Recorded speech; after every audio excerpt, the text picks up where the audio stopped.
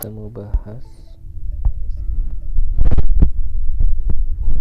Nintendo ISG yang terakhir itu Hammer. Artinya dia menolak area support, dia rebound dari area support menuju resisten. Resistennya di kisaran 5.200-an. Terus di sini juga kita lihat IHSG ada gap juga sih. Sini gap. Nah, cukup besar.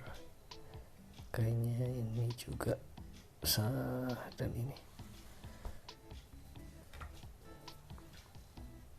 Di sini area sideways, antara sideways atau up menjadi bullish.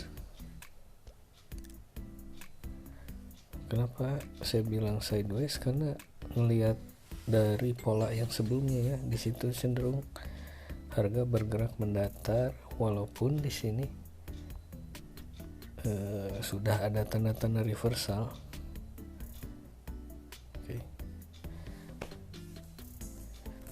Double bottom ya. Jadi skenario terbaik adalah IHSG akan menjadi bullish. Skenario kedua untuk sementara sideways dulu. Itu analisa teknikal.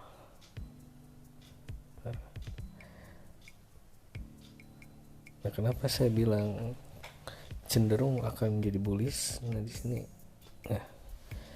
dia garis resistennya sudah patah oleh pergerakan harga yang disertai dengan ini volume yang tinggi.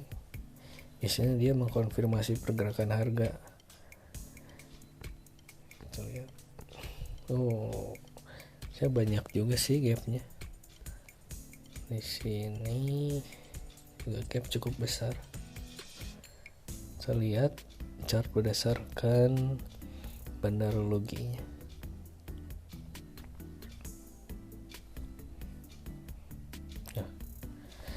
Jadi kalau di aplikasi AMTA, dia akan mendeteksi aksi dari big player atau bandar. Nah, aksi dari big player tersebut digambarkan melalui garis, ada 4 garis,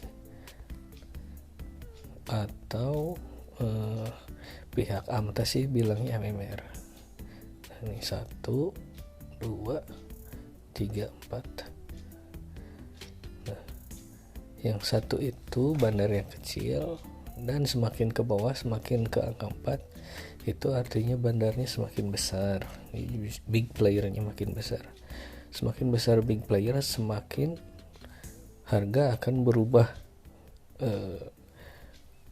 Jika big player masuk yang besar, harga akan berubah besar. Big player yang kecil, harga akan berubahnya juga kecil. Tapi saya pribadi pakai aplikasi ini tetap mengkombinasikan dengan analisa teknikal yang klasik. Jadi saya sendiri pun enggak sepenuhnya menggunakan aplikasi ini secara total, tapi tetap memodifikasi dengan gaya saya sendiri.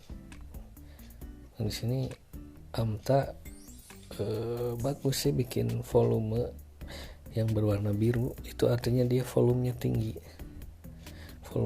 dan merubah posisi harga, sehingga harga di sini jadi naik.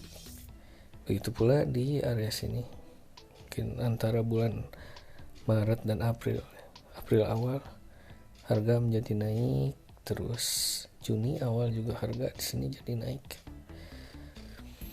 Nah, harga naik dibarengi dengan peningkatan volume, akhirnya harga berubah. Itu biasanya indikasi dari atau satu tanda harga akan menjadi reversal atau bullish reversal. Apalagi di sini ada gap yang besar ya. Biasanya secara psikologis, jika ada gap maka harga akan cenderung untuk menutup gap tersebut. Ini IHSG daily. Selanjutnya saya pengen lihat IHSG.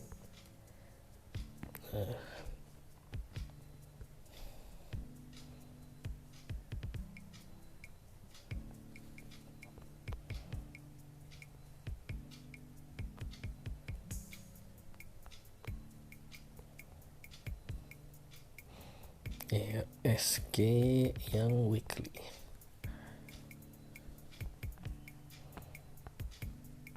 Kenapa saya suka lihat chart weekly?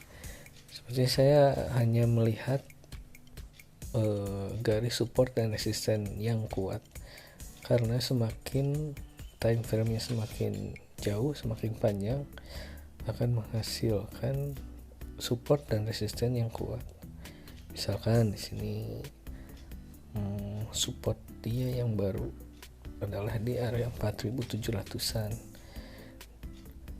Nah, itu kan asalnya dia resisten, tapi harga berhasil menembus resisten tersebut, sehingga saat ini resistennya berubah menjadi support.